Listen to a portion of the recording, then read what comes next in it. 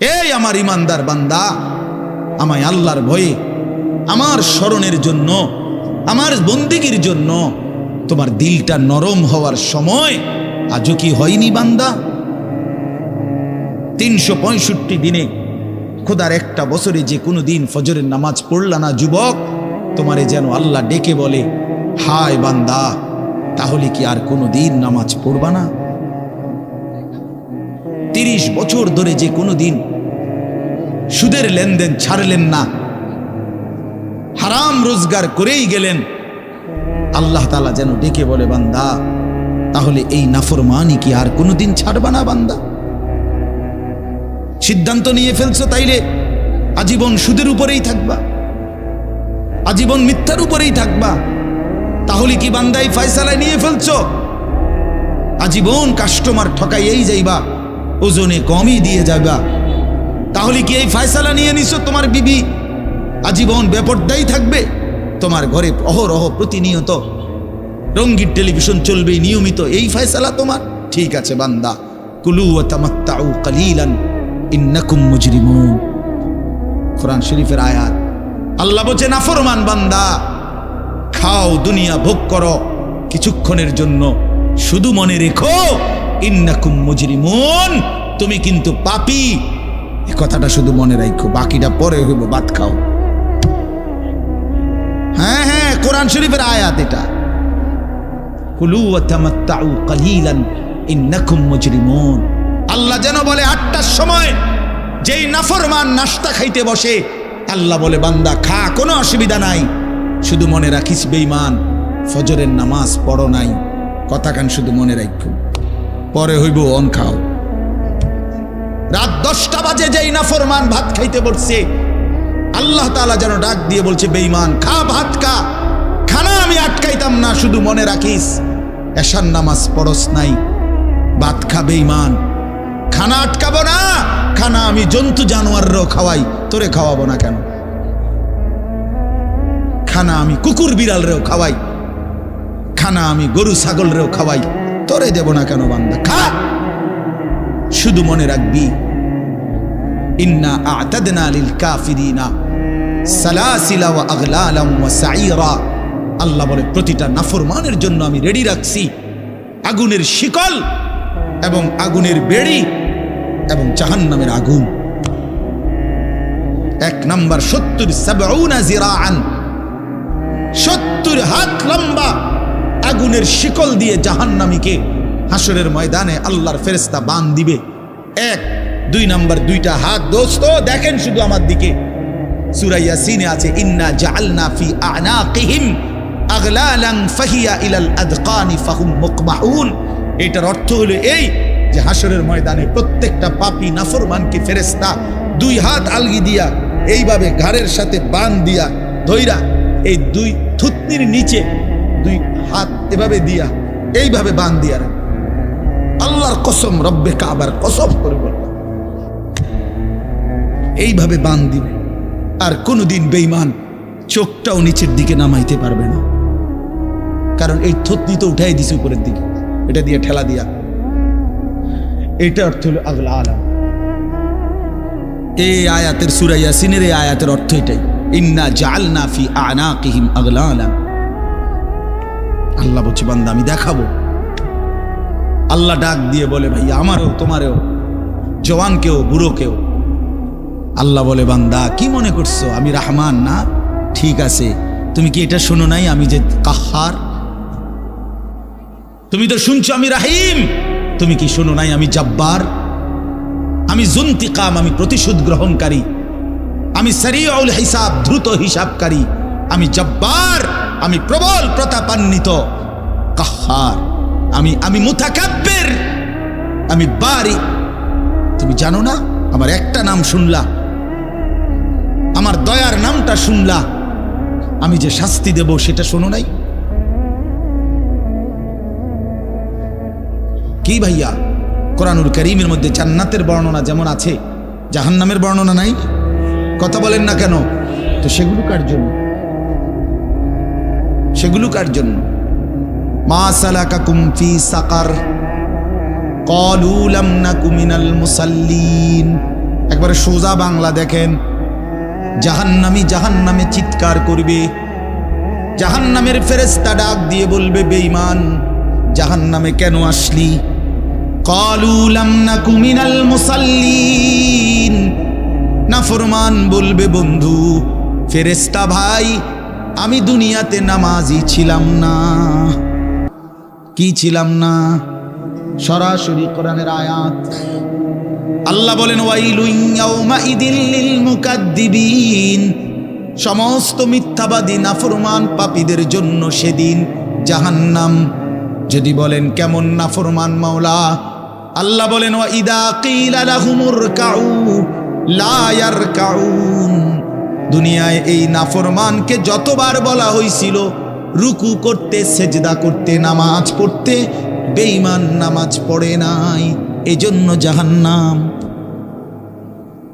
কোরআনুল কারীমে আল্লাহ বলছেন, কাল্লা ইদা বালাগাতিত তারাকি, নাফরমানের মৃত্যুর সময় যখন আসবে, মালাকুল মউত আজরাইল তারে যখন ডাক দিবে, আইয়াতুহান নাফসুল খাবিসা, প্রতিটা পাপী নাফরমানের জান কবজের সময় আজরাইল যখন ডাক দিয়ে বলবে, হে খবিস আত্মা বের হ, উখরুজি বের হ, আত্মাটা বের হতে চাইবে না।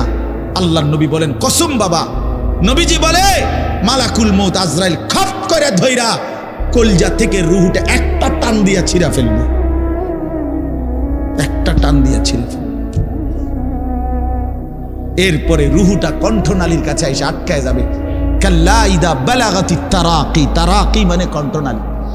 ফালাউলা ইদা বালাগাতিল হুলকুম ওয়া আনতুম হিনা ইদিন তানজুরুন, এটার অর্থ এটাই। হুলকুম মানে কণ্ঠনালী, বের হতে চাইবে না রুহু। আজরাইল তখন ধৈরে টাইনা হেসরাইয়া ছিঁড়া ছিন্ন ভিন্ন করে বেঈমান নাফরমানের কলজা ছিঁড়া ফেলবে, রুহু ছিঁড়া ফেলবে, এরপরে শরীর থেকে বের করে নিয়ে আসবে। আরে বন্ধু, এই কোরআনে আছে, আল্লাহ নিজে বলছে, এমন নির্মম মৃত্যু হলো কেন? এই নাফরমানের মউত এত কঠিন হলো কেন? তার কলজা ছিঁড়া ফেলছে, রুহু ছিঁড়ে ফেলছে, এমন মৃত্যু হলো কেন? আল্লাহর কসম বাপ আমারেও বলি, আপনারেও বলি, আল্লাহ কোরআনে সরাসরি বলছে, এমন ভয়ানক মৃত্যু হলো কেন? ফালা সাদ্দাকা ওয়ালা সাল্লা, কারণ এই নাফরমান আমি আল্লাহর কথায় বিশ্বাস করে নাই, ওয়ালা সাল্লা, এবং নামাজ পড়ে নাই, নামাজ পড়ে নাই, নামাজ।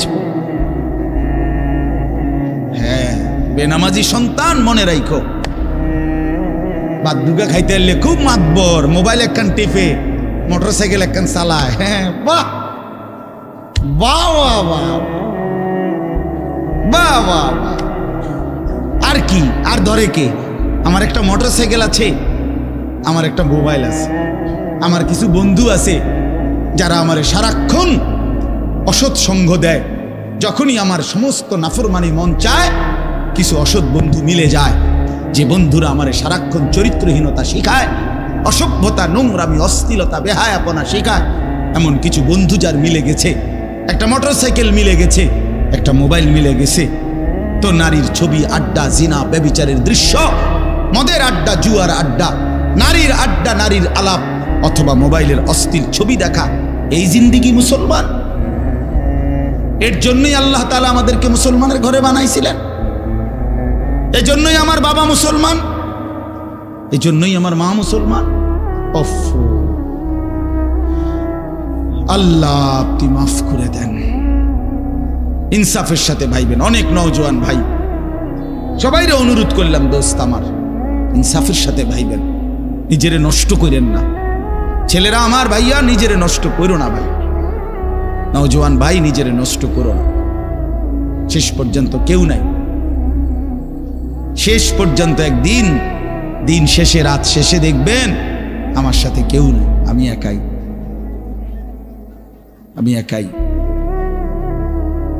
একদিন কবর আমারে সব সম্পর্ক ছিন্ন করে দিবে, একদিন মৃত্যু আমাকে সব ভুলায় দিবে, সব ভুলায় দিবে। তো এই সূরাটার নাম হলো সূরা মুলক।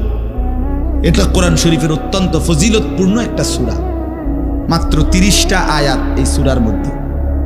আল্লাহ নবী সাল্লাল্লাহু আলাইহি ওয়াসাল্লাম বলছেন, এই সূরাটি যে নিয়মিত তেলাওয়াত করবে, আল্লাহর নবী বলেন তুমজিহি মিন আযাবিল কবর, এই সূরা মুলক তাকে কবরের আযাব থেকে রক্ষা করবে। এটাই সূরার ফজিলত। এজন্য আলহামদুলিল্লাহ উলামায়ে কেরাম, আমাদের মাদ্রাসাগুলোর তালিবে ইলম এবং আল্লাহওয়ালা বুজুর্গানে দ্বীন সব সময় রাত্রিবেলা ঘুমের আগে আগেই এই সূরা মুলক তেলাওয়াত করে। এই 4-5 মিনিট সময় লাগে, কিন্তু এই সূরার বড় ফজিলত হলো আল্লাহ নবী সাল্লাল্লাহু আলাইহি সাল্লাম বলেন এই সূরা কবরের আযাব থেকে রক্ষা করবে, কবরের আযাব থেকে রক্ষা করবে। আমার ভাই, আমার বন্ধু, রাসূলুল্লাহ সাল্লাল্লাহু আলাইহি সাল্লামের অগণিত হাদিস এ কথার প্রমাণ করে যে কবরে আযাব হবে। হাসরের আযাব তো আছেই, জাহান্নামের আযাব তো আছেই, কবরেও আযাব হবে। মেন বিচার তো হবে হাসরের ময়দানে, তার আগেই আযাব হবে কবরে। আপনারা সহজ বাংলায় বুঝবেন, আসামি যখন ধরে ফেলে তখন মামলার হিয়ারিং তো চলে, মামলার শুনানি তো চলে, কিন্তু সে কারাগারে ঠিকই আটকায় রইছে। কারাগারের কষ্ট যন্ত্রণা সে হাজতি হিসাবে ভোগ করতে থাকে। আবার যখন মামলার রায় হয় তখন সে আবার আসামির পরে হিসাব পড়ে, কিন্তু কষ্ট লাঞ্ছনা এটা তো তার শুরু হয়ে যায়। যদিও এখনো বিচার শেষ হয় নাই, বিচার প্রক্রিয়া দিন 10 দিন, 50 দিন, 20 দিন, 1 মাস পর পর মামলার ডেট পরে শুনানি হয়, কিন্তু সে তো থাকে কারাগারে,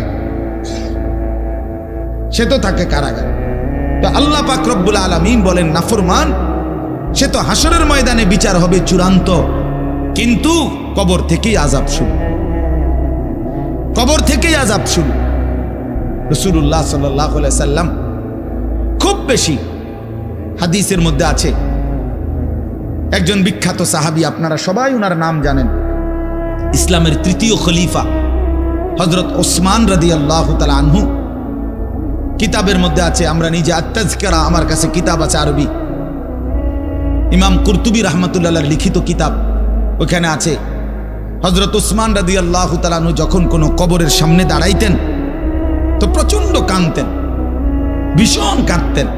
হাত্তা ইয়াবুল্লা লিহিয়াতাহু, কাঁদতে কাঁদতে উনার দাড়ি ভিজে যেত।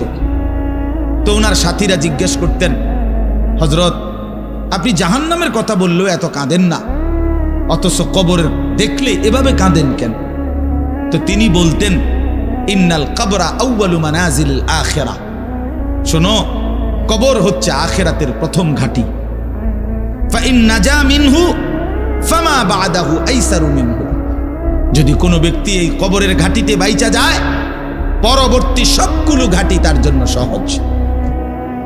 ওয়া ইন লাম ইয়ানজু মিনহু ফামা বাদাহু আশাদ্দু মিনহু, এই কবরে এই ঘাঁটিতে যে জিততে পারবে না, বাঁচতে পারবে না, তো পরবর্তী সবগুলো ঘাঁটি তার জন্য তার চাইতে বেশি কঠিন। এই কথার কারণে আমি ভয় পাই, কবর দেখলে আমার মনে পড়ে হায় আমি এই কবরের আযাব থেকে বাঁচব কিনা, এই ভয়ে আমার কাঁদতে থাকি। তো এরপরে তিনি বলছেন, হযরত উসমান রাদিয়াল্লাহু তাআলা আনহু বর্ণনা করেন যে আল্লাহর নবী সাল্লাল্লাহু আলাইহি সাল্লাম বলছেন, আমার ভাই খেয়াল করে শুনেন, নবীজি নিজে বলছেন, আল্লাহ রাসূল সাল্লাল্লাহু আলাইহি সাল্লাম জীবনে কোনোদিন একটা শব্দ বানায়া বলছেন? কথা বলেন। অতিরিক্ত বলছেন, বেশতি বলছেন, শুধু ভয় দেখানোর জন্য বলছেন না, তামাশা করে বলছেন? এটা আপনাদের ইয়াকিন তো? কথা বলেন না। আল্লাহ নবী সাল্লাল্লাহু আলাইহি সাল্লাম বলেন, মা রাআইতু মানজারান কাত্তু ইল্লা ওয়াল কবরু আফজাউ মিনহু। রাসূলুল্লাহ বলেন, হযরত ওসমান বর্ণনা করেন যে আমি নবীজির জবানে শুনছি, নবীজি বলছেন, হে আমার উম্মত, আল্লাহর কসম উম্মত, কবরের চাইতে অধিক ভয়ানক কোন আযাবের দৃশ্য আমি রাসূল মুহাম্মদ দেখি নাই, আমি দেখি। রাসূলুল্লাহ সাল্লাল্লাহু আলাইহি সাল্লাম বলছেন। প্রিয় ভাই আমার, আল্লাহর নবী সাল্লাল্লাহু আলাইহি সাল্লামের সরাসরি হাদিস, যে ব্যক্তি খবরের 3টা প্রশ্নের জবাব দিতে পারবে না, রাসূলুল্লাহ সাল্লাল্লাহু আলাইহি সাল্লাম বলেন আল্লাহ তাআলার পক্ষ থেকে তখন ফেরেশতাদের কাছে ঘোষণা আসবে, আফরিশুহু মিনান নার ওয়ালবাসুহু মিনান নার ওয়াফতাহু লাহু বাবান ইলান নার। আমার এই নাফরমান বান্দার কবরে জাহান্নামের বিছানা বিছিয়ে দাও, জাহান্নামের পোশাক পরিয়ে দাও, আর জাহান্নাম বরাবর তার জন্য কবর থেকে দরজা খুলে দাও। ফেরেশতারা যখন এই কার্যক্রমটা শেষ করবে, প্রথম জাহান্নামের বিছানা বিছায় দিছে, পোশাক পরায় দিছে, জাহান্নাম বরাবর দরজা খুলে দিছে। আল্লাহর নবী সাল্লাল্লাহু আলাইহি ওয়াসাল্লাম বলেন, একজন ফেরেশতা এসে তখন ফায়ুদরাবু লাহু বিমিতরাকাতিন মিন হাদিদিন, নবীজি সাল্লাল্লাহু আলাইহি ওয়াসাল্লাম বলেন, তখন একটা লোহার হাতুড়ি, লোহার গুর্জ, লোহার হাতুড়ি দিয়ে একজন ফেরেশতা তাকে একটা আঘাত করবে। কি আঘাত? কোথায় আঘাত করবে? সরাসরি হাদিসের শব্দ, বরবাতান বাইনা উজনাইহি, তার দুই কান বরাবর একটা আঘাত করবে। রাসূলুল্লাহ সাল্লাল্লাহু আলাইহি ওয়াসাল্লাম বলেন, ফায়াসিহু সাইহাতান, ওই নাফরমান তখন এত জোরে চিৎকার করবে, ইয়াসমাউহা মান ইয়ালিহি ইল্লা সাকালাইন, মানুষ এবং জিন ব্যতীত আল্লাহর সমস্ত সৃষ্টি ওই বেঈমানের চিৎকার শুনতে পায়।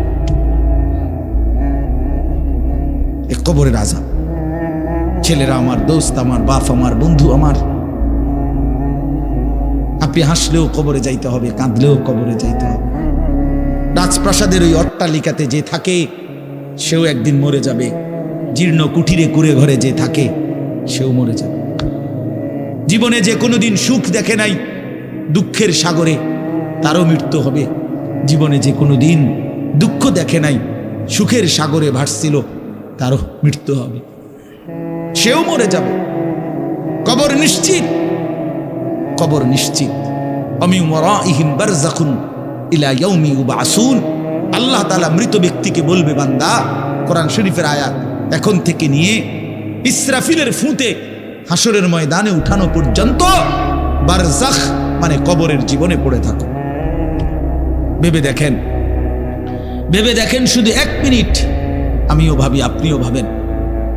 হাদিসের মধ্যে আছে, মা বাইনান নাফখাতাইন 40, ইসরাফিল প্রথম ফু দিলে জমিনের সব কিছু মাটির নিচে চলে যাবে। দ্বিতীয় ফু দিলে মাটির নিচ থেকে আবার সবাই উঠে হাসরের ময়দানে দাঁড়াবে।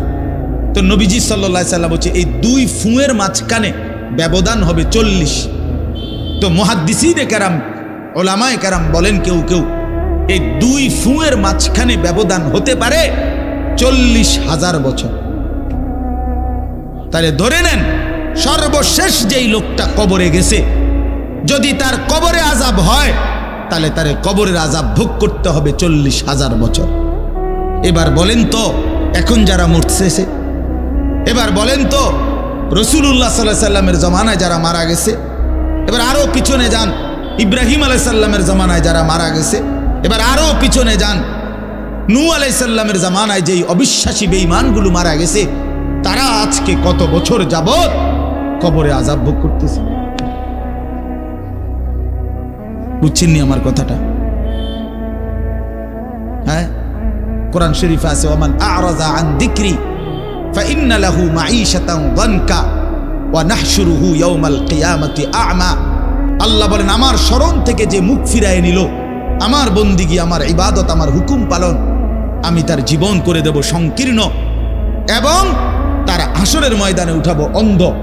এই জীবন সংকীর্ণ করার একাধিক তাফসির, এর মধ্যে একটা তাফসির হলো এইটা, যে আল্লাহ জীবন সংকীর্ণ করে দিবে মানে তার কবরের মধ্যে, তার কবরটাকে একেবারে সংকীর্ণ করে দিবে। আল্লাহ রাসূল বলছে, নাফরমানের কবর রাইখা যখন ফেরেশতা চলে যাবে, কবর ডান পাশের মাটি তারে একটা চাপ দিবে বাম দিকে, বাম দিকের মাটি এক ডান দিকে। আল্লাহর কসম, ডান পাশের হাড্ডি পাঁজর ভাঙ্গা ডান দিকে বাম দিকে চলে যাবে, বাম দিকের হাড্ডি পাঁজর ভাঙ্গা।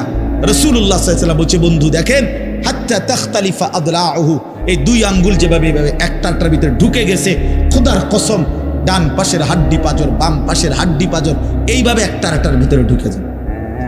এইটার অর্থ এটা। হ্যাঁ, রাসূলুল্লাহ সাল্লাল্লাহু আলাইহি সাল্লাম একদিন হযরত বারা ইবনে আযিব রাদিয়াল্লাহু তাআলা আনহু থেকে বর্ণিত, নবীজি একদিন এক সাহাবীর জানাজা পড়তে গেছেন। জানাজা পড়তে গিয়ে খালি কবরের সামনে কিছুক্ষণ দাঁড়াইছেন, তখনও উনারে কবরে রাখে নাই, জানাজাও পড়ায় নাই। নবীজি আগে গিয়া কবরটার সামনে দাঁড়াইছে। হযরত বারা ইবনে আযিব বলেন, আমরা নবীজির সাথে ছিলাম, আল্লাহ নবী সাল্লাল্লাহু আলাইহি সাল্লাম কবরের খালি এই কবরে দেখা অঝরে কাঁদতে শুরু করছে। আমরা সবাই সাহাবীরা নবীজির সাথে কাঁদতে শুরু করলাম। অনেকক্ষণ কাইদা নবীজি চোখের পানি মুইছা আজীব কথা বলছে নবী। রাসূলুল্লাহ সাল্লাল্লাহু আলাইহি সাল্লাম সাহাবীদেরকে লক্ষ্য করে বলছে, ইয়া ইখওয়ানি লিমিসলি হাদা ফাআইদ্দু, আমার বন্ধুরা, আমার সাথীরা, এই কবরে যাওয়ার জন্য তোমরাও রেডি হও। ফাআইদ্দু, তোমরাও প্রস্তুতি নাও, অচিরেই তুমি আমি সবাই এই কবরেই পৌঁছে যাইতে হবে।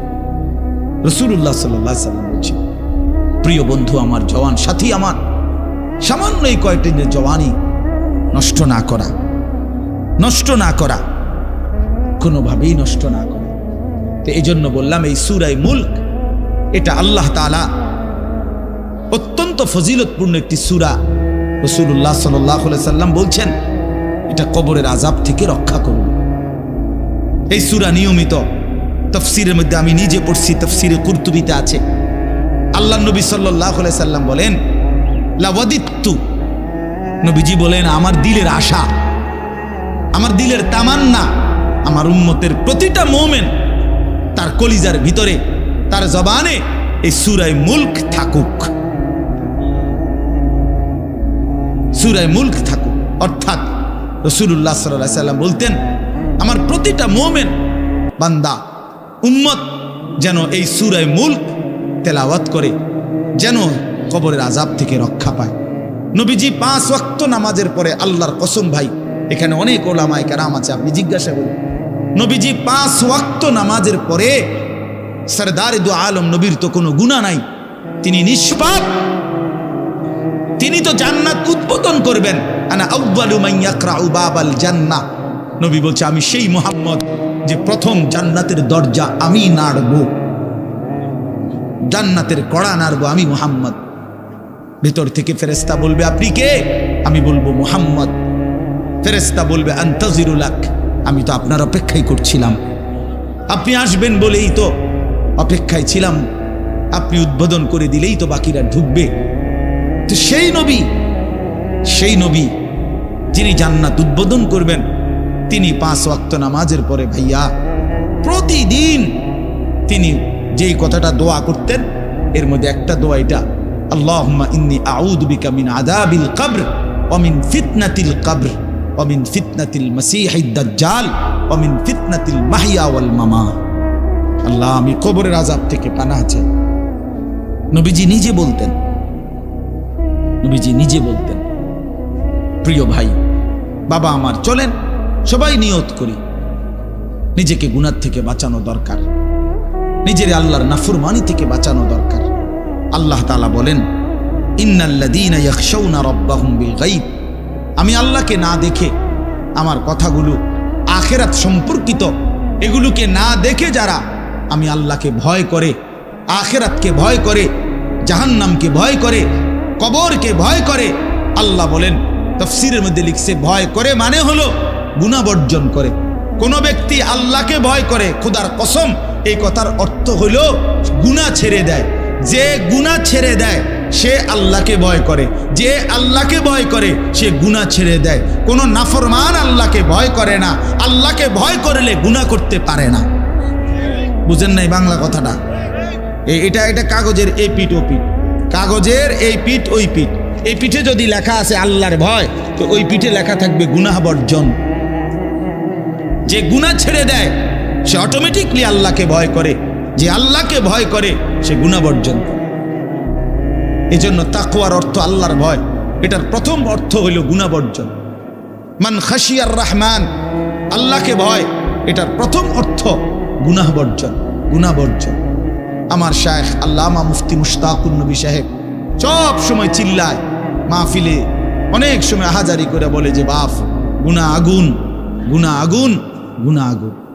প্রতিটা গুনার পিঠে, ওই পিঠে আগুন আছে। নারীর প্রতিটা বেপর্দা দৃশ্যের মধ্যে খোদার কসম আগুন জ্বলে। ওই সিনেমার নর্তকীর শরীরে আগুন জ্বলে, ওই নায়িকার শরীরে আগুন জ্বলে, মোবাইলের ওই অস্থির ছবির মধ্যে আগুন জ্বলে। মদের আড্ডায় আগুন জ্বলে, জুয়ার আড্ডায় আগুন জ্বলে, সুদের টাকায় আগুন জ্বলে, ঘুষের টাকায় আগুন জ্বলে, বেপর্দা নারীর শরীরে আগুন জ্বলে।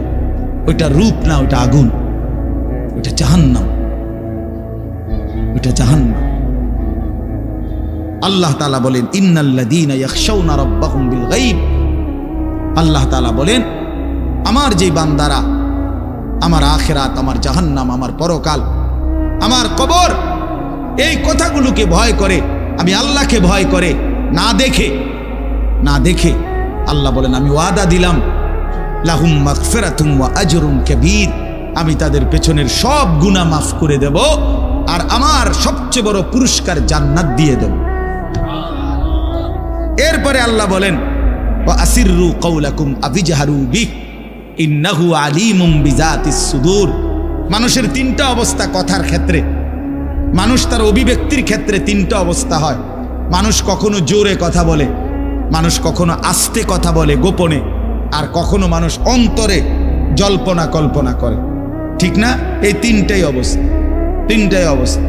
তো আল্লাহ তাআলা বলেন, এনে একটা ছোট্ট তাফসীরের মধ্যে আছে, মক্কার কুরাইশরা, কাফেররা নবীজির বিরুদ্ধে দিবানিশি ষড়যন্ত্র করত, বুঝছেন?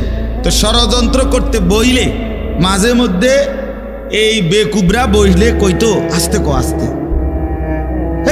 কো বেটা, আসিররু, আস্তে কথা বলো, কাই লা ইয়াসমা রাব্বা মুহাম্মদের খোদা যেন শুনতে না পায়।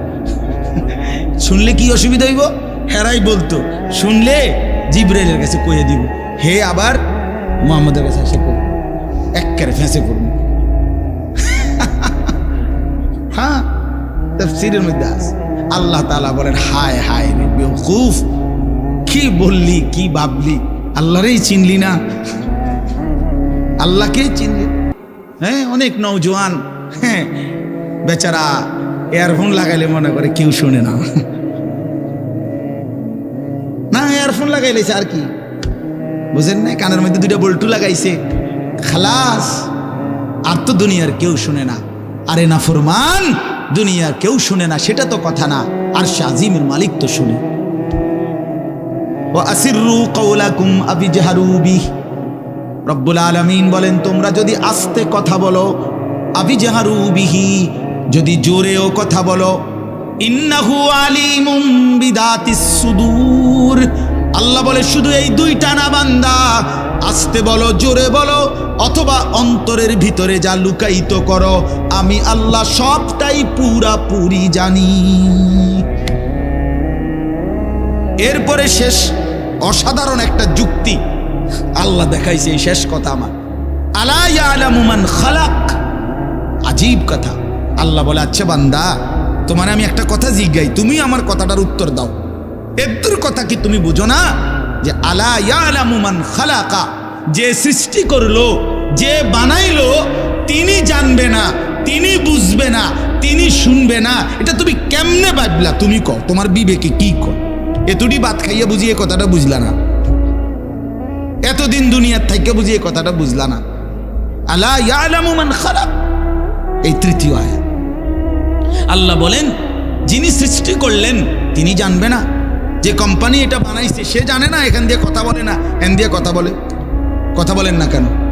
তো যিনি সৃষ্টি করলেন আল্লাহ, আমরা কি করছি না করছি তিনি আমাদের কথা জানবেন না? কথা বলেন না, বলেন না, শুনেন তিনি? আল্লাহ শুনেন কিনা, দেখেন কিনা, জানেন কিনা? ওহুয়াল লতীফুল খবীর, আল্লাহ বলেন তিনি সূক্ষ্ম থেকে সূক্ষ্ম, বিন্দু থেকে বিন্দু সেটাও জানেন। খবীর, পুরা সৃষ্টির খবর একসাথে তিনি পূর্ণ রাখেন।